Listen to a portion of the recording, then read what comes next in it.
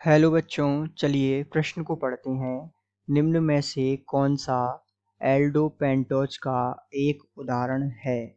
आपको विकल्प दिए हुए हैं। विकल्प ए है डी राइबोस, विकल्प बी है फ्रक्टोज, विकल्प सी है ग्लिसरैल्डिहाइड और विकल्प डी है एरिथ्रोज। तो आइए बच्चों, मुख्य अवधारणा को समझते हुए हम इस प्रश्न को हल करते हैं तथा पता लगाते हैं कि सही विकल्प क्या है।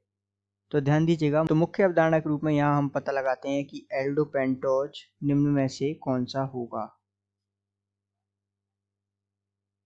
तो जैसा कि हम जानते हैं कि एल्डोपेंटोज जो होता है उसका उदाहरण होता है डी राइबोस।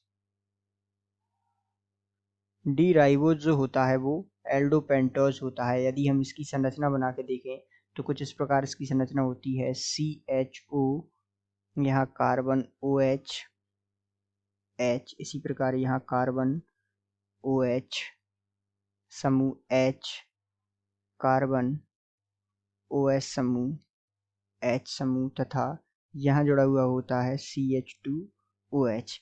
ध्यान दीजिएगा, इसमें 5 कार्बन है। 1 2 3 4 5 तो इसमें कार्बन है और एक ये जो समूह है ये एल्डिहाइड समूह है, इसलिए इसको कहते हैं हम एल्डोपेंटोज। अर्थात पेंटोज यानी 5 कार्बन, एल्डो यानी एल्डिहाइड समूह। तो डी राइबोज जो है एक एल्डोपेंटोज का उदाहरण है। इसी प्रकार विकल्प बी में जो आपको दिया हुआ है फ्रक्टोज, जिसका सूत्र होता है C6H12O6, इसमें 6 कार्बन होते हैं तथा इसमें कीटोन समूह होता है, तो ये होता है कीटोहेक्सोस। अब बात करें विकल्प सी की ग्लिसरैल्डिहाइड, तो हम देखते हैं कि ग्लिसरैल्डिहाइड जो है इसका सूत्र होता है CHO, यहाँ जुड़ा होता है कार्बन, यहाँ जुड़ा होता है OS समूह H तथा ये है CH2OH। तो ये जो है ग्लिसरैल्डिहाइड है,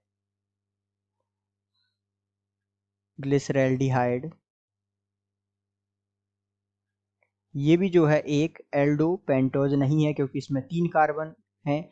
तो इस कारण से अब हम कह सकते हैं कि ये भी एल्डोपेंटोज नहीं है। अर्थात और एरिथ्रोज ये भी एल्डोपेंटोज का उदाहरण नहीं होता। तो इस प्रकार हम कह सकते हैं कि इस प्रश्न का सही उत्तर होगा डी राइबोज, जो कि एक एल्डोपेंटोज का उदाहरण है। अर्थात हम कह सकते हैं कि दिए गए प्रश्न का सही उत्तर विकल्प ए है।